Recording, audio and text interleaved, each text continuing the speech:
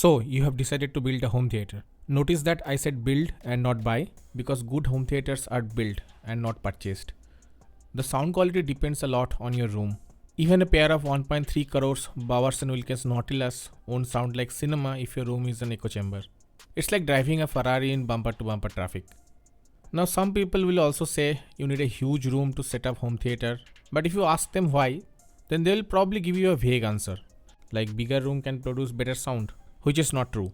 But in reality, a lot of factors determine the sound, like managing the first and second reflection point with absorbers and diffusers, standing wave management with bass traps, understanding the speaker's disbursement pattern, then treat the sound accordingly. There are a lot of research papers published on acoustics. It's not a new subject.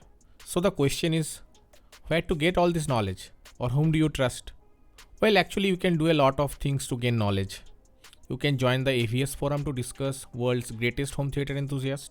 You could follow some great home theater YouTube channels such as Audioholics, Youthman, Shane Lee, Build Montage, Matthew Pose. They did make tons of videos from speaker reviews to room correction. Room correction is another topic that I'll discuss later.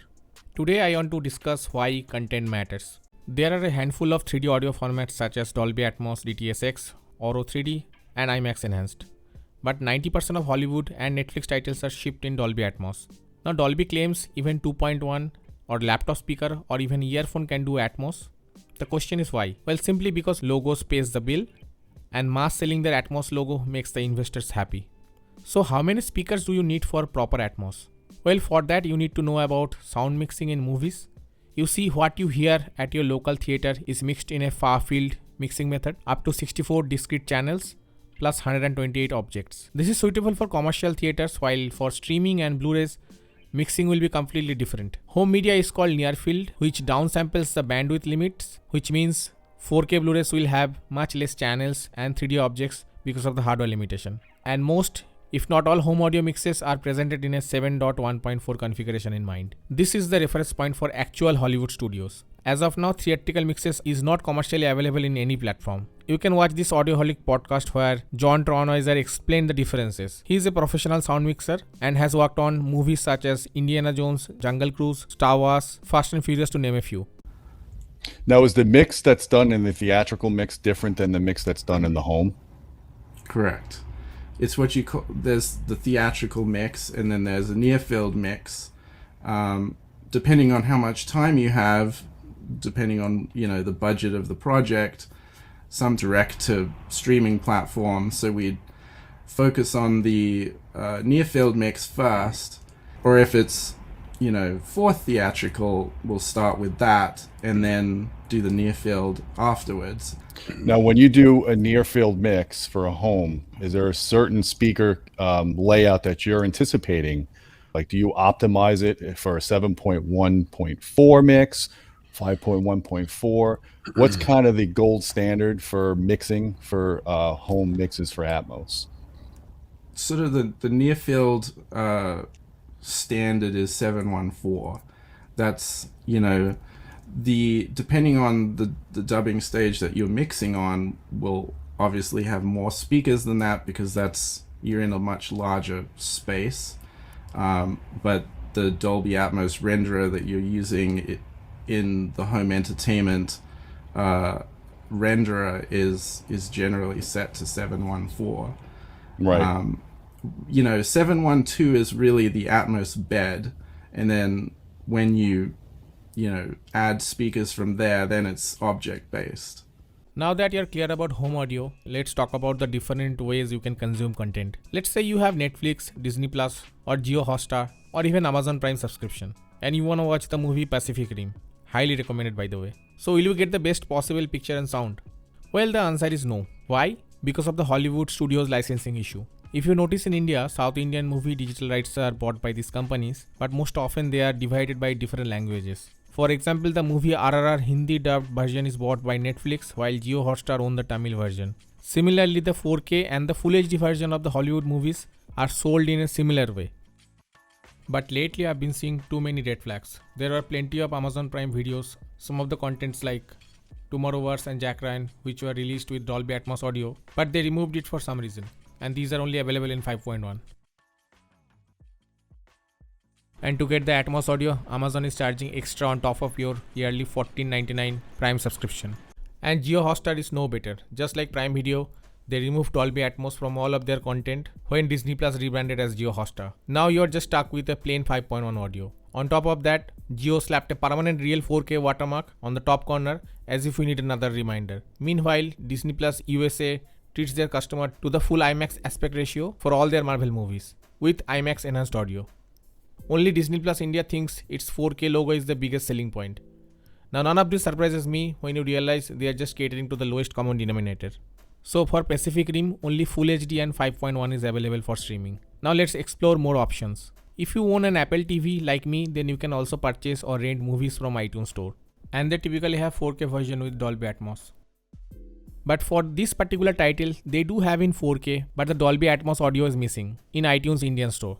But when I checked the iTunes US, they did have the Dolby Atmos version.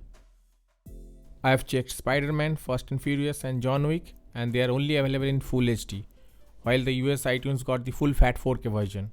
There are plenty of such examples where Indian iTunes does not care, cause to be frank, I don't think people in India are buying any.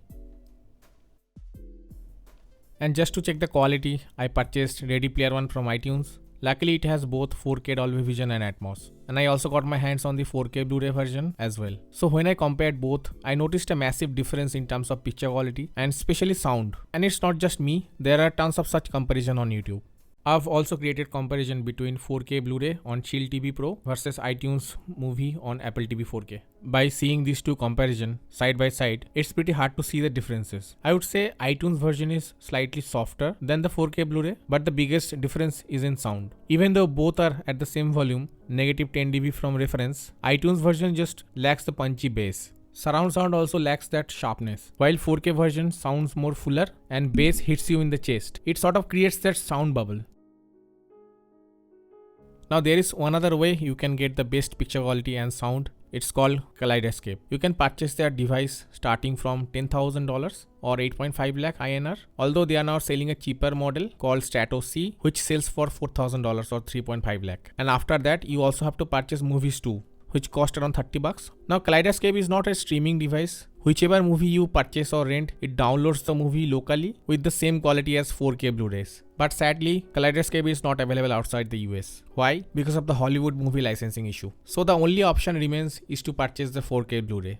Since building my home theater, I have compared plenty of 5.1 surround sound movie versus Full HD Blu-ray versus Apple TV streaming versus 4K streaming, and came to a conclusion that 4K Blu-ray is far superior, but Apple TV 4K and Full HD Blu-ray are somewhat watchable. Netflix is the only platform that still offers Dolby Atmos in India, and their original content are similar to Apple's iTunes, but they are non-exclusive content which are pretty much worthless. Now if you want to watch a movie with the highest quality possible, in India it's extremely difficult since there is no Kaleidoscape and 4K Blu-ray releases are very rare and hard to find. Talking about Indian movies, they don't release Blu-rays anymore, and as per my knowledge, not a single Indian movie released in 4K Blu-ray. They are pretty much available for streaming only. Now why streaming quality is not good compared to 4K Blu-ray? It's because of the cost of bandwidth. Higher video and audio bitrate streaming will cost more. Streaming platform uses Dolby Digital Plus Atmos, which is lossy, while 4K Blu-ray uses Dolby True HD Atmos, which is lossless. Now most people use TV speakers and soundbars or headphones, and home theater is such a niche hobby, therefore the current quality is good enough for them.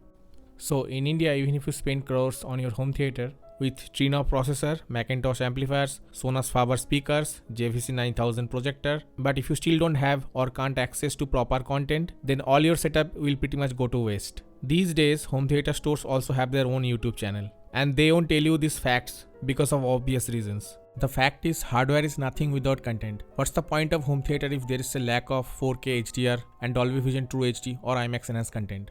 Now, home theater is a great hobby if you live in Western countries, because there are plenty of stores where you can purchase 4K Blu-rays at a bargain price. And you can also build your own 4K movie library, or you can also build your digital library on Kaleidoscape. Some of them also rips their 4K Blu-ray and create ISO or MKV file and upload to their home server, and then use Plex for streaming. It's kinda like a ghetto version of Kaleidoscape. Honestly, in India, even if you're willing to spend the money, you still won't be able to get the quality content legally. And on illegal routes too, finding true 4K Blu-ray version is extremely difficult. As for myself, I've got a PS5, I've got a gaming PC, so most of my time is spent on gaming rather than watching movies. If you are still with me, thanks for sticking around. Hope you learned something. Cheers and have a good one.